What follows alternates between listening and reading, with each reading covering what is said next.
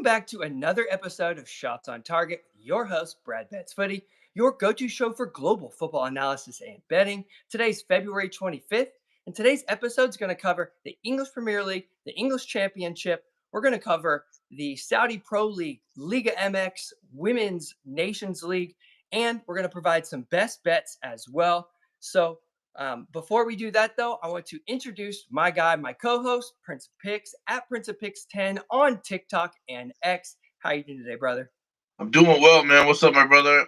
Yeah, happy to get some consistent domestic league action here. We're finally, I think, getting away from all these interruptions and these disruptions. So, looking forward to getting back into some consistency. It's been a little bit of a roller coaster these last couple of weeks, I think, for everyone here. I think I speak for everyone when I say that. We're having to get back into some more consistency here. So, interesting slate of games today. Of course, we got the EPL going on. Some other leagues are starting up here as well. So, we'll be covering those here shortly, and a league less covered that you were alluded to earlier is going to be my first pick here. So we'll get into that shortly here. Awesome. Yeah, I mean, there's a lot of matches today, but as Prince mentioned, some of those are convoluted, like we have typically in the midweek. Today isn't a UCL day or anything in Europe. We do have a lot of league matches, but we also have a lot of cup matches. You're going to see Barcelona, Atletico Madrid in the Copa del Rey. You're going to see Inter Milan in the I can't even Copa Italia. You're going to see a number of other matches today that will catch your interest, but those are incredibly difficult matches. A lot of underlying tones, like that Barca match with Diego Simeone on the opposite end, away from home. That is typically a no bet zone for me, the way he will approach that match. Even though it's Barca, they're actually trending under as well. But there's a number, like I said, a number of matches. Just be incredibly careful. Look for those lineups last minute because things could be changing, specifically in the Cups. Now, let's go ahead and jump into our schedule today. I'm going to touch on Liga MX Mexico. I've talked about it a number of times before, but I need to update you on where we're at. We've talked about how high scoring it has been since its return from break, but this last week, we've seen it tick down a bit. I told you that their EXG wasn't necessarily meeting the goal totals, so there could be some cause for concern going forward. And what we've seen last week is not as many teams scoring. Not as many teams hitting that over, not as many teams hitting both teams to score. So yes, it is trending at 19 and 9 to the both teams to score, and 19 and 9 to the over 2.5. Solid numbers, but last week 3 and 9. So just a little bit over last week, though. 1.5 weeks almost. 3 and 9 to the both teams to score, and 4 and 7 to the over 2.5. So Liga MX trending down just slightly. It is something that you need to notate. Maybe some cause for concern, maybe some certain matchups that are causing those numbers to be skewed, or it could have been the other way, matchups prior that were causing those numbers to be skewed. But that's what you need to know. It's not trending like it was previously. And there is one matchup I have my eye on tonight, but I need to see who's in that lineup specifically. It's Mazatlan and Monterrey. Mazatlan's come back from break, scoring and conceding like crazy, but they were conceding prior to the break. So it is a regular team that lets goals in the net, 8 of the last 9 and 23 of the last 31. That's a good record conceding. They're hitting both teams to score in 6 of their last 8. They've scored now in 7 of 8 since returning.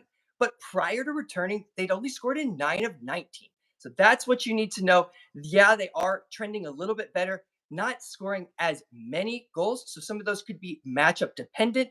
They are at home. You'd think they have a good chance to score, but it's really more about that Monterrey squad. Monterrey's actually, honestly, playing really good football in Liga MX. Shockingly enough, they scored now in 19 straight matches, regularly finding the net. They've conceded in 23 of 31, which is really solid, but specifically 10 straight away matches. They go away from home like they are tonight. They have been conceding in a frequent basis. They've hit both teams to score. Monterrey now in 12 of 13. So that is trending really well.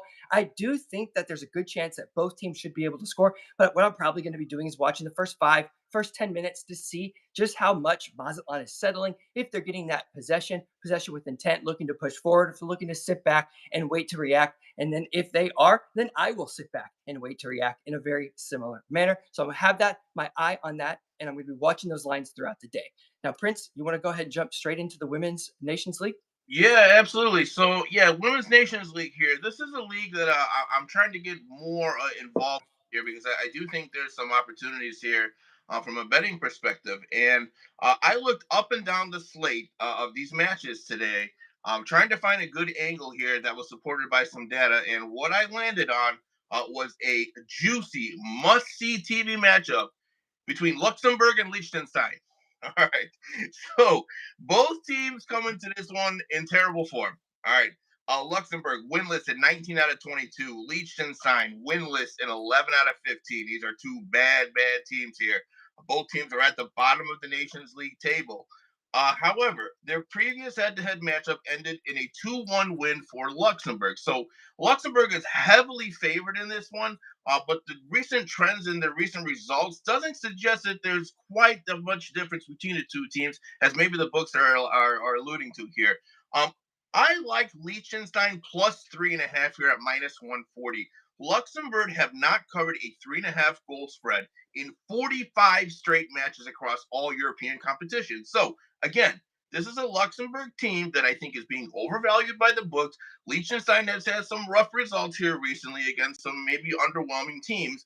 But again, their last matchup ended 2-1. Luxembourg, they're just not a team that really covers spreads that large of a spread. A 4 goal margin is asking a lot for a Luxembourg team that men's and women's side both. I mean, both of these sides are just they're just not footballing countries here, regardless of the gender. So this is what I landed on Liechtenstein plus 3.5 here, minus four. Sorry, minus 140. I got nothing to help you out or contribute to that. Not a huge follower of the women's game. There are a certain amount of leagues that I do, but I have to cut myself off at some point because it's just too many leagues. And then if there's just too many, then I'm not being able to get the certain data and really just dive into it the appropriate way. So I'm going to be watching that. The women's league, the Nations League, really just the women's game in general is pretty high scoring. So we tend to see goals fly in. Hopefully, they can do that on both ends. Luxembourg, Liechtenstein, very small countries, not soccer powerhouses. Hopefully, it stays like 1-1-0-0, something super chill. Jackson chat, Ronaldo or Messi? That's Messi for me all day, every day. Yes, Ronnie is one of the top players to ever play the game. Absolutely. But for me, I am a Messi guy. I think he just has that it factor. I wasn't born with, or I was technically just born with this. I didn't have to work hard. I am naturally just the most gifted player. But that's my personal opinion. It looks like Prince has a different opinion. I want to hear your opinion before I jump into this next one. Go ahead, Ronnie or Messi? CR7, baby. Hey, Oh, man. A prolific goal scorer can do it all. Comes back on defense on corner kicks if necessary. Just an absolute stud of a player. Now maybe that doesn't have quite the vision that Messi has in terms of his ability to thread needles in the passing, but his ability to score and his consistency. I mean, the guy's what 40 years old and he's still putting in goals. And you could say what you want about the Saudi league, but he's still pretty damn effective there. So I don't know, man. I've always had an affinity for Ronaldo for whatever reason.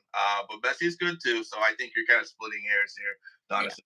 It'd be a good debate to have forever. Those guys are just absolute studs, world Yes. class through and through. I'm going to go ahead and now jump into the Saudi Pro League, which I've talked about on a number of occasions. Saudi right now, it's not trending like it was prior as far as the total scoring. Both teams' of score is now just 13 and 12. Prior, it was hitting close to 70%. That's something you need to know. And over 2.5, just 16 and 12. Prior, it was trending a lot better. We're not seeing that total goal amount. We've seen it tick down just slightly. Some of those bottom performers not performing against some of these top teams. That is my opinion. And if you actually look at the board, which you can't see right now, but it was prior to this match that was happening right now, it was 31 of 43 over zero point 0.5 after minute 70. I mean, somebody has scored in a Saudi match 31 of 43. That is 72%. Now it's 32 of 44 because Al Shabaab just took the lead. Both teams to score hit on a reviewed call in the 70th minute. No surprise there. It's the 70th minute. Both teams to score come in. And I've talked about that before. Those totals hitting late. We're not seeing as many goals early. Late goals, Saudi. So another late goal in Saudi in this match. Right now, though, Al Hilal is in his second match, and they're absolutely dominating Khaloud. I think it's Kholod 4-0 right now through 30 minutes. Absolute domination. Khaloud did have a penalty overturned, but Al Hilal looks pissed, honestly, and they should be. They are performing horribly lately. This Al Hilal team should be the top squad in the league. They have the best pattern of play, and they have the most all-around talent. So from left back to right back, through the middle, up front, I believe Al Hilal has the best talent. Now Al Nasser has the top players, right? So you do have the Ronaldo, I think John Duran, and some of those other players are difference makers, but Al Hilal through and through have just seen such consistency. As such a strong team. They lost, got absolutely shelled last time out to Etihad, and I was shocked by that. Yes, Kareem Benzema's solid, and yeah, they like to hit those overs, but Al Hilal is a better squad, so I was a little bit surprised to see that. But what we've seen is goals between that match, and we saw it again. And then that was surprising though, because Al Hilal isn't really trending in the goal department as well as they were prior. But today, looking hungry, looking pissed. So it's nice to see. Maybe that is a new sign to come for Al Hilal. But that is what's going on in Saudi. Late goals, and those get pretty good numbers. So, Prince, go ahead and jump into your next pick. It's in the England Championship, Yeah, correct? Between Cardiff and Hull. yeah, real quick, just one comment on that. Yeah. Al Hilal to me, they're like the Liverpool of Asia, right? So like, imagine Liverpool losing 4-1, right, to what maybe a City or Chelsea or something like that, right? That's the equivalent of what we saw with Al Hilal losing, their last match to Al Ittihad. So yeah, that pissed off, dominant team. Love to watch them play. Yeah, by far, echo everything you said. Clearly the best team, not just in Saudi, but in all of Asia. But yeah, next up we got the England Championship here. We got 2:45 p.m. Eastern kickoff. Where Cardiff City are going to be taking on Hull City. These are two teams that are struggling in the table right now, near the relegation zone. But they both come in here with a relatively good form. Hull City undefeated in 8 of the last 13. Meanwhile, Cardiff on the other side undefeated in 11 of their last 13. So these are two teams in decent form. However, unders have been a theme here with Hull City. The under 2.5 has hit in 8 of the last 12 for Hull, and it's also in 6 of the last 12 for Cardiff here. So we'd like to see that number a little bit higher for Cardiff if we were going to play an under. But I'm actually not going to play the under this one. I try to stay away from unders as much as possible because weird things happen, VAR, penalty kicks, whatnot. So we're going to stay away from the under. But what I do like here is Hull City draw no bet at plus 100. Hull City have won 7 straight head to head against Cardiff City here. So those are the trends that I'm going to rely on here. They've just been dominant recently. Sometimes you just get matches between two teams where one side just kind of owns the other side for a while, and you just ride that trend until it stops, right? So 7 in a row, that's enough for me to take Hull City on a draw no bet here, getting plus money on that value with a draw insurance. I like that a lot, and I just think Hull City is probably just a better team in general than Cardiff. I mean, Cardiff has been pretty poor all season. Hull City has kind of dipped lately. They've kind of tried to rebound here recently, but yeah, I'll trust Hall. I'll trust the trends here. Hall City drawn a bet plus 100. Yeah, I was really interested to see where you were going to go with this when you sent this match to me, knowing that you were going to cover it. I just kind of assumed maybe you would be going with that both teams to score, right? Cardiff has hit both teams to score in 11 of 13. Hull, though, 8 of 15, not trending as well as Cardiff was. And Hull, away from home in the last 5 matches, have only conceded 1 time. So they are trending in that direction. So it's nice to see you going in a direction that I was kind of also agreeing with.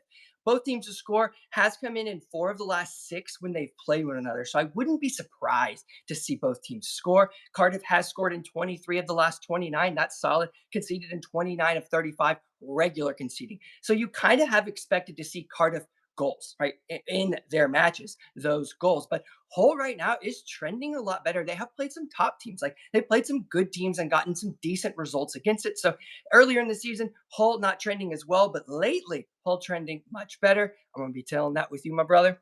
Next, I'm going to jump into the English Premier League. I'm going to talk about 3 matches today. I'm going to avoid that fourth match, 4 to come. But there are injury news, there are issues, right? There are things on the table that are going to really matter between these fixtures today. So let me just jump straight into it. First, there are 4 matches today, right? So 8 teams in play. Chelsea, Southampton, Villa, and Crystal Palace. You've got Brighton, Bournemouth, and Fulham and Wolves. There we go. And I was doing off the top of my head. I should have just written it down. Oh, But the thing that you need to know is there's only 5 points that are separating Chelsea, Bournemouth, Villa, Brighton, and Fulham. So sixth place, seventh place, eighth, ninth, and 10th. Now, not even just that, between fourth and 10th. So all the way from mid-table to Champions League spots, separated by 5 points. That is awesome, right? This time of the year to get such a run between great teams playing your heart. You know that every minute, every second, every ball, every defensive action, every action forward. I mean, it is just going to be awesome. Every team cares tremendously. But with that being said, there are some things today that are happening lately. We've had some players go down, and not just players, but important players to these teams, players that make them tick. So let's look at some of these specifically. Actually, so before we jump into those, you need to know the trending stats for the EPL if you're going to be betting it today, right? If you're going to bet both teams to score over 2.5, how is it performing lately? Well, both teams to score is hitting 18 and 15. So just 55% over the last 33 matches. That is 3 match weeks plus a few matches. That matters because are you looking at both teams to score or the over 2.5? Which one? Unders, overs. Well, the over 2.5 is trending at 32 and 16 at 66, 67%. So 66.6 rounded up. That means 2 out of every 3 are hitting that over 2.5, where just over 1 out of every 2 are hitting the BTTS. So the over 2.5 trending much better. And you'll see that in my pick later today. But Brighton, they are without Danny Welbeck. Bournemouth is going to have Evan Nilsson on the bench, 2 strikers. Brighton will be able to replace it with Joao Pedro. Evan Nilsson, not so much. It looks like he's going to be able to come in, which is very, very important. Top scorer for Bournemouth. But let's look at Crystal Palace versus Aston Villa, excuse me. Crystal Palace is trending really well. They're playing great football. But what they're not trending well is that total goals, right? So we used to see a lot of that both teams to score with Crystal Palace, and then it was hit or miss whether or not we were going to get that over 2.5. Crystal Palace, they've hit both teams to score in just 2 of 8 matches coming into it. So not really trending great, but when they're at home, it's hit in 7 straight.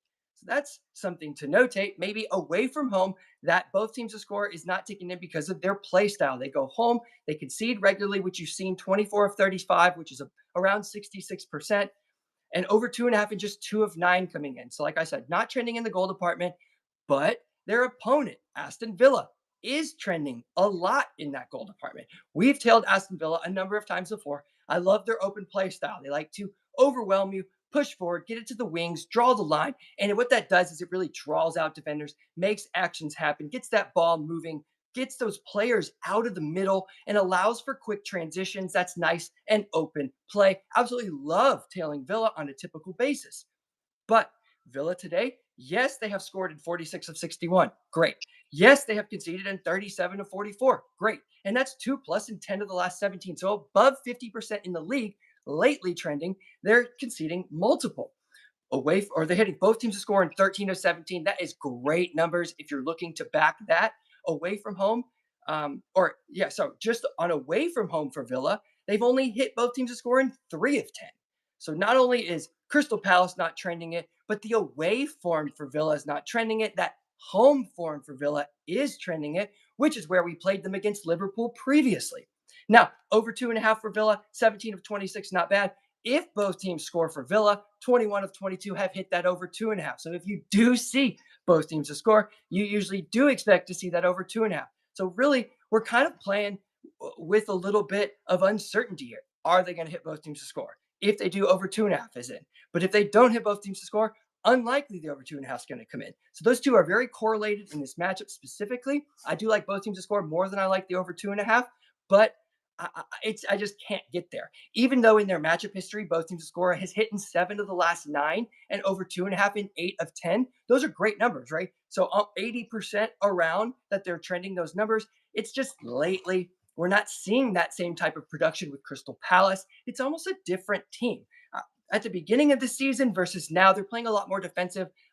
They look like a more they have a unity within the squad that they did not have prior. Mateta up front is leading the line in a really strong manner. I'm not sure what to do with this match, to be quite honest. You're right in between numbers, so just be very careful. With Aston Villa, the biggest thing, they could be without Morgan Rogers. They're already without Onana. They might be without, most likely without Tyrone Mings, so leading their center back.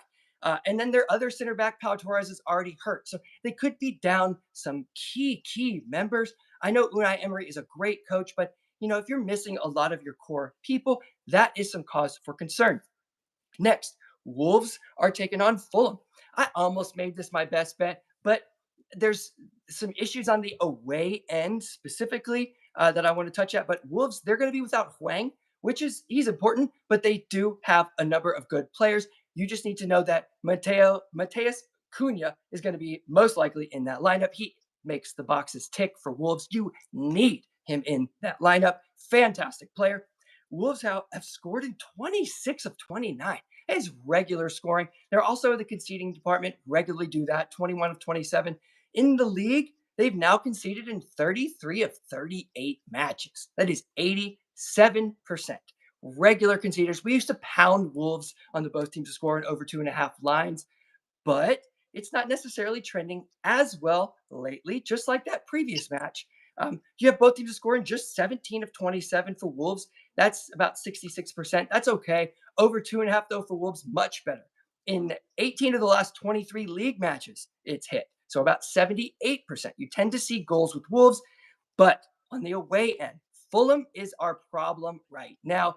Yes, Fulham have scored now in also 26 of 29. So they mirror that scoring record of the home end Wolves, but they're going to be without most likely Smith Rowe, Harry Wilson, Reese Nelson, who's been out, and Kenny Tete. So those are some important players, but specifically Smith Rowe, right? So Smith Rowe coming through the middle, leading that attack, or not necessarily leading the attack, but pushing that attack, right? He is the instrument in that attacking lineup. You need to have him to make those boxes tick. Iwobi is great, and they have a lot of that interchanging moments, but you need Smith Rowe. I would like to back both teams to score if he's in the lineup.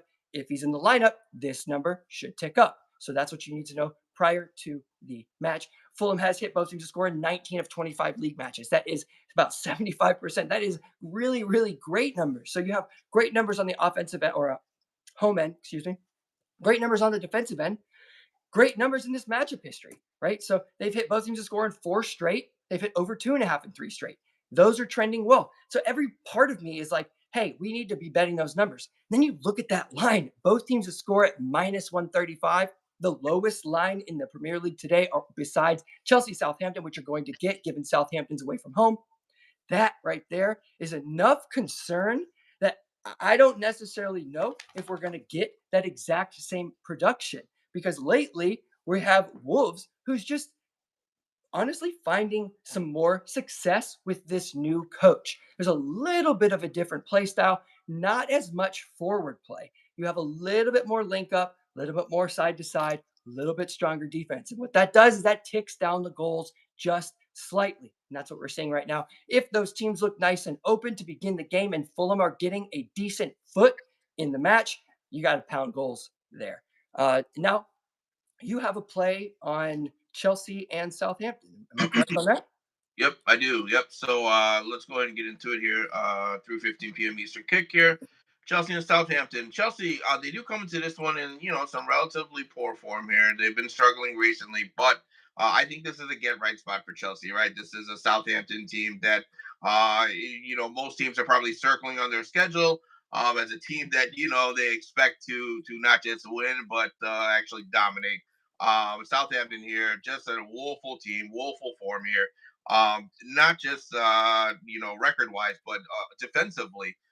Some recent results here from Southampton on the defensive side: conceded 4 goals to Brighton, 3 to Bournemouth, 3 to Newcastle, Forest, and Man United. They gave up 5 goals to Brentford, and this is all within their last 9 matches. So this is a team that is just conceding goals like crazy. And I looked at a lot of these lines here. They're way too juiced here. If you're looking for a BTTS, even a BTTS over 2.5, just a lot of numbers are just really nuked right now. The goal total is set at 3.5. which is a little too high for me to bet pre-match. I don't feel comfortable with that. I mean, it very well could hit anytime you have Southampton in a matchup. All overs are in play just for their defensive side in general.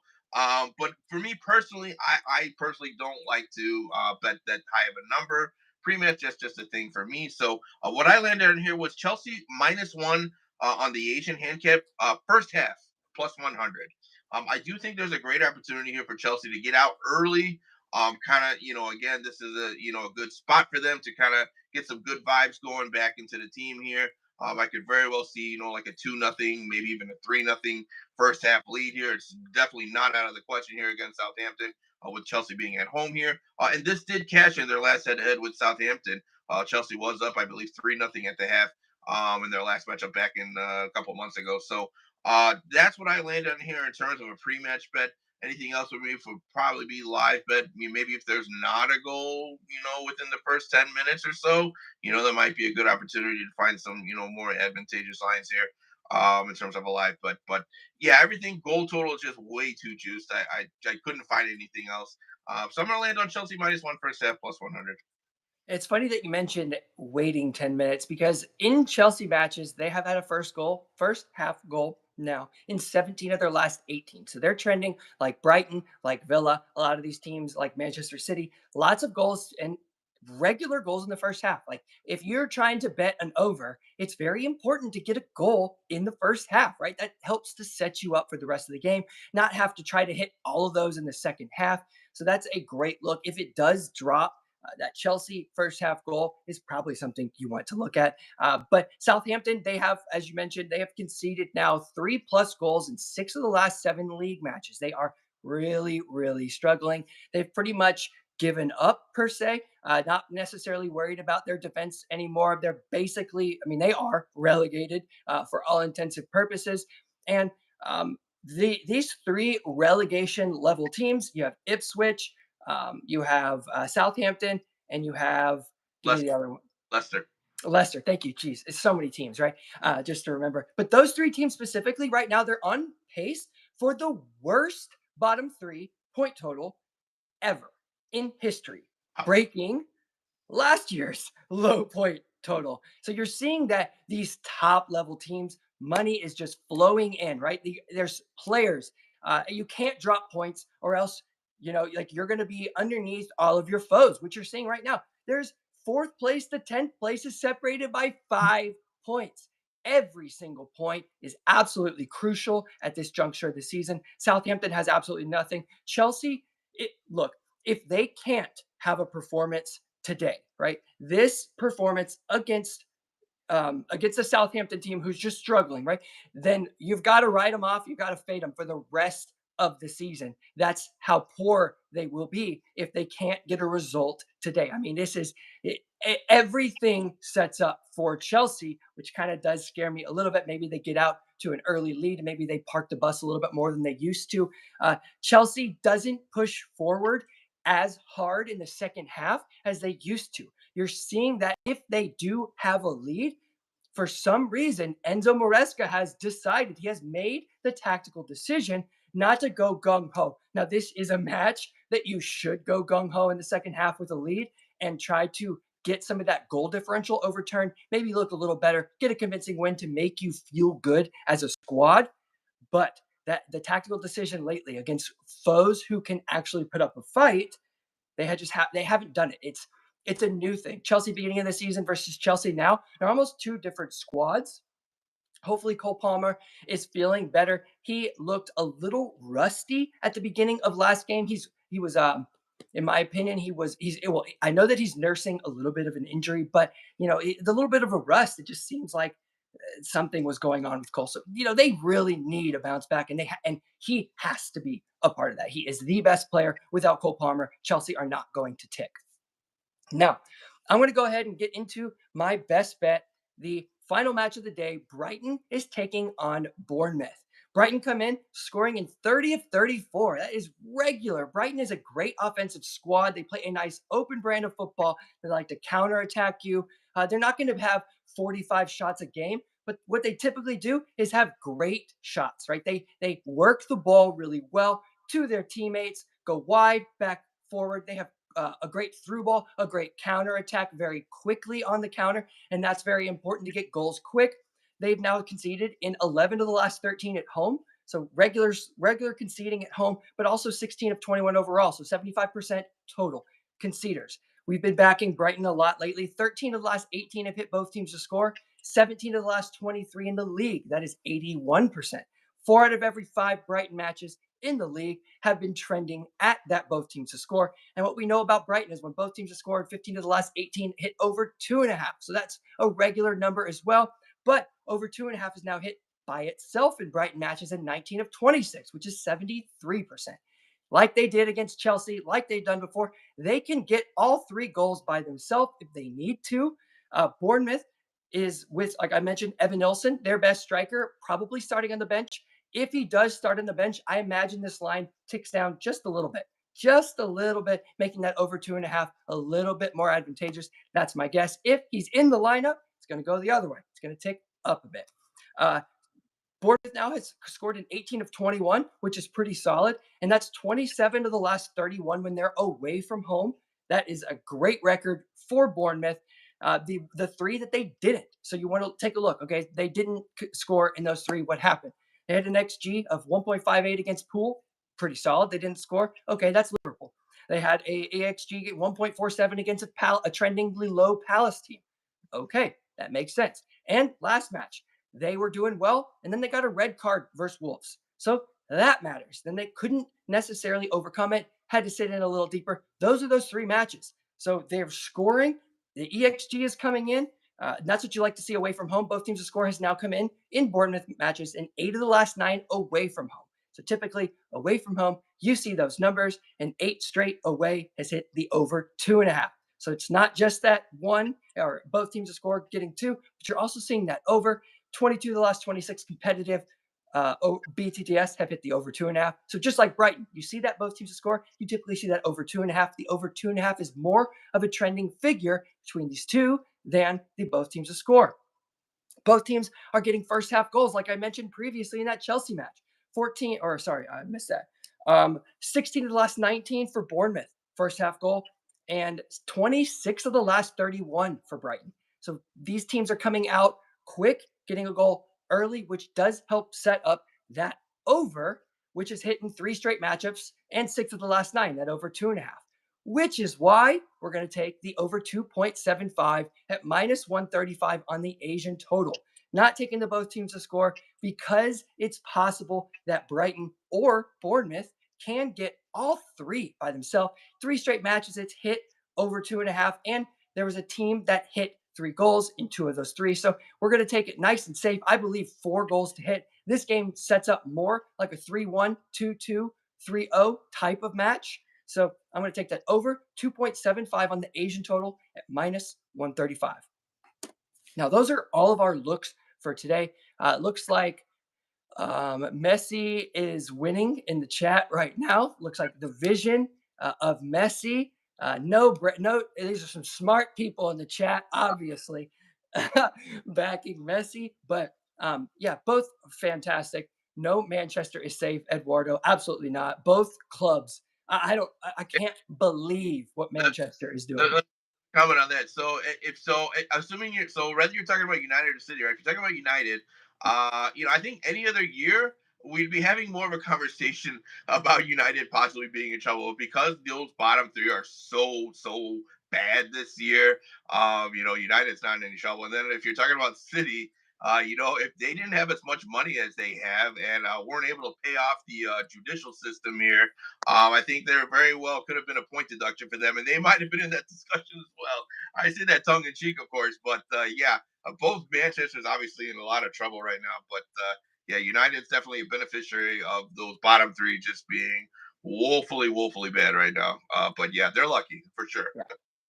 And that's important figure, right? Because Wolves is just enough ahead of that bottom 3 to feel a little bit of comfort. Those 3 are pretty stuck down there. And the same with United, with Tottenham, Everton, the guys who are just kind of sitting above that line, having bad years, really benefiting from these poor performers. The 3 promoted teams going right back down, and going back down in fashion, right?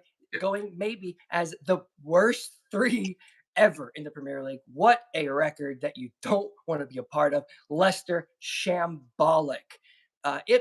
Ipswich, sorry, I just don't think they have enough money. I like the play style. The talent of the players just aren't there. I don't hate what Ipswich is doing. They're just not good enough, and it's unfortunate. It's a tough league, and that's why they sit about 18th. Oh man, I mean, those guys, they just have no Yeah. hope.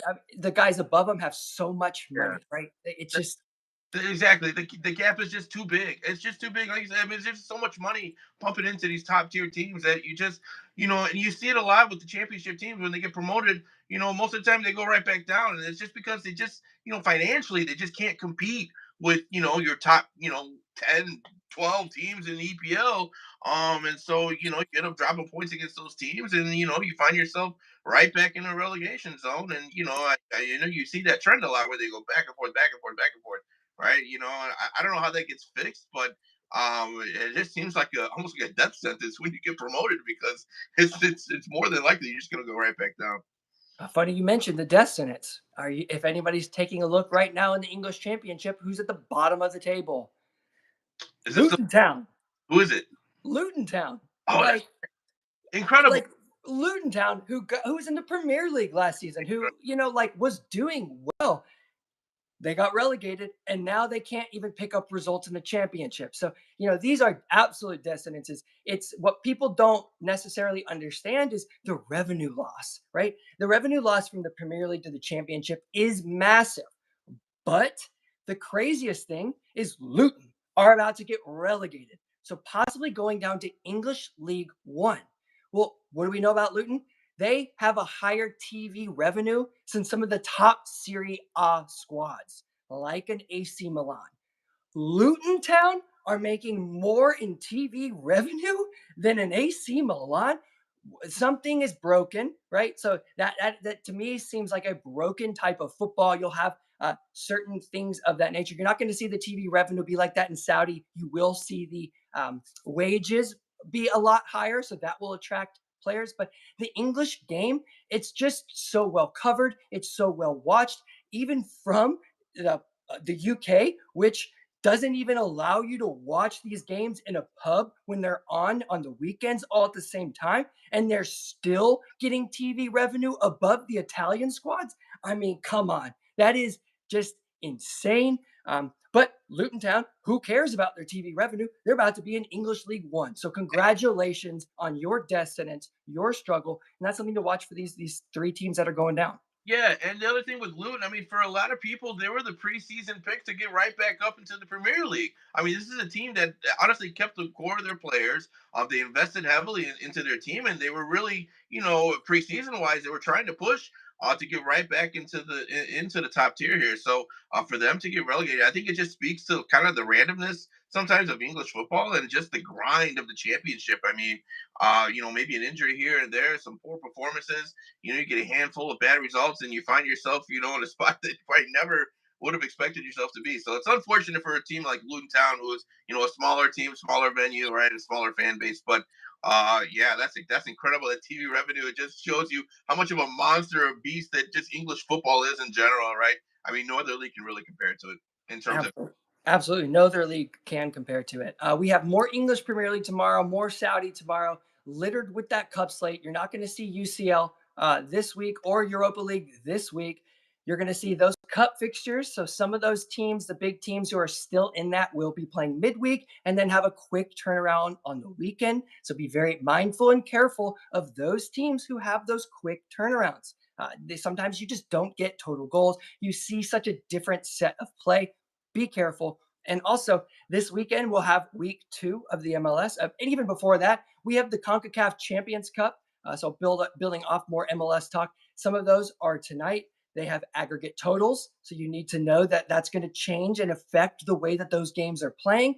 No team from the USA that is American. So specifically a United States American team within the MLS has lost to a team outside of Mexico in the CONCACAF Champions Cup since 2023. So all of last year and starting this year, no USA team has lost to a team outside of Mexico. So that's a very, very important statistic, shows the level of the game improving, but also gives you a little bit of an angle potentially.